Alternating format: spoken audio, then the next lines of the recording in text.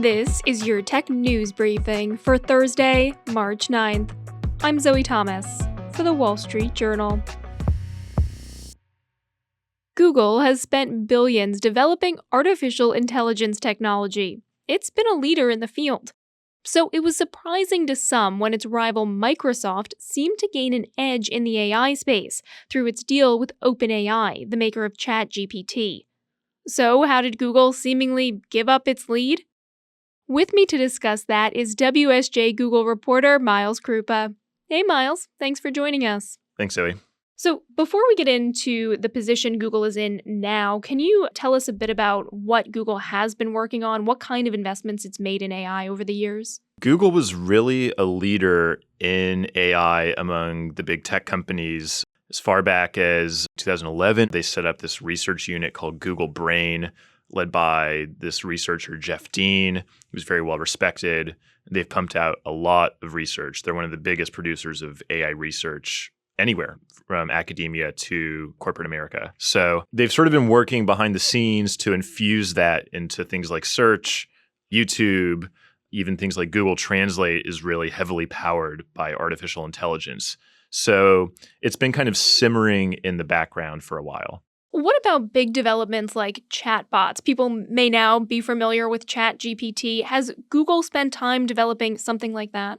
It turns out they have. They've been developing or looking at developing these things for years, many years. So back when Google was run by Larry Page, one of the co-founders, he was really interested in this thing called the technological singularity, the idea that machines would one day be as intelligent as humans. And so he brought in this guy, Ray Kurzweil, who was a big popularizer of this idea. And Ray started working on chatbots himself.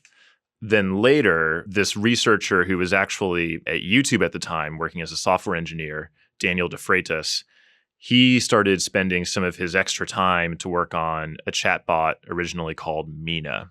Okay, so they have this chatbot. Why hasn't it been released to the world?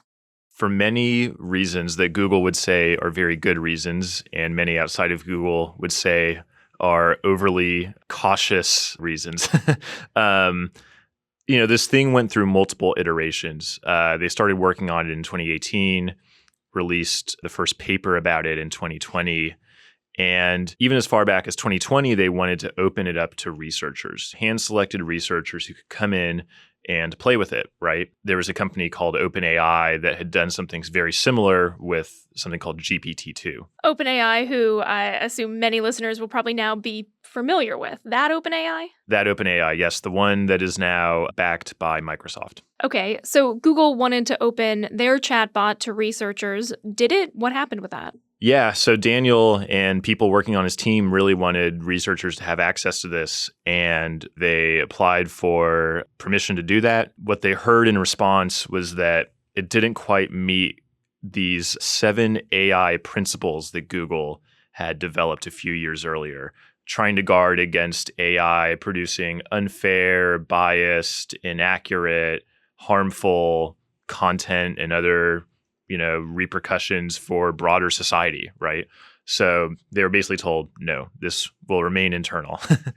What happened when they were told no? What sort of happened with those researchers and with Google's research since then?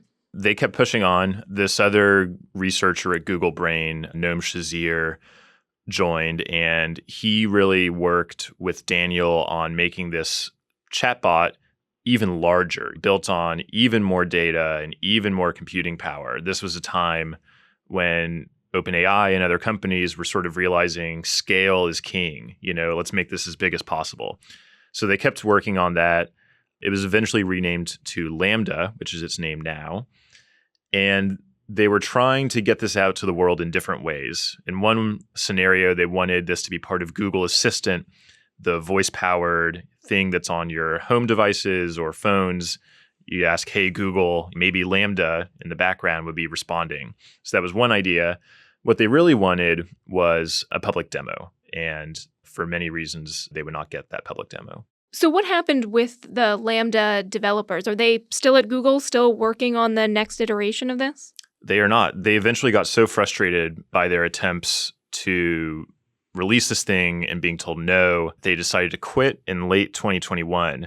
And when they decided to quit, my understanding is that Sundar Pichai, the CEO of Google, ended up sort of personally trying to make an appeal to them, continue to work on LaMDA. We're dedicated to this project. We'll give you more resources. But he stopped short of telling them that he would release it to the public. And so that wasn't good enough for them. They wanted to go and start their own company, which they have. It's called Character. Have we heard from them? Have they commented on this story? They would not talk to me for this story, but they have spoken generally in the past about how it was difficult to do something like this at Google and easier to do at a startup. Has Google commented at all about these researchers leaving or about not releasing LaMDA to the public? Google's stance is basically it was a cool prototype, but there's a big gulf between a prototype and a product that's ready for millions or potentially billions of people to use. And it didn't quite bridge that gulf at the time. They stand by their AI principles, which are still guiding their development today of AI technology. And they said LaMDA went through multiple reviews, and yes, we did shut it down. Now it's finally actually getting to the point of releasing this to the public. Right. Now things are different. We've got ChatGPT going viral. You've got Microsoft working with OpenAI. And so where does Google go from here? At the end of the day, Google still has the most popular browser, the most popular search engine, the most popular mobile operating system. It just has so many surface areas in which it can introduce this technology. And Google has a history of being second and winning. It was second in search, second in mobile operating systems. And Sundar has actually pointed to this internally, told employees, we are not always first, but we often become the largest because we build user trust over time. That's our Google reporter, Miles Kruppa. Thanks for joining us, Miles. Thanks, Zoe. All right, that's it for today's tech news briefing. But a quick note on AI before we close the show. We want to hear your questions about generative artificial intelligence, AI programs like ChatGPT, Microsoft's new Bing search, or Midjourney, and we're going to answer them on an upcoming episode. Do you want to know more about how these AI programs work, what they're capable of, or maybe what this latest wave of AI development could mean for how we live our lives? Email us a voice recording with your AI question to tnb@wsj.com or leave us a voicemail on 415-439-6482. We look forward to hearing from you. I'm Zoe Thomas for The Wall Street Journal. Thanks for listening.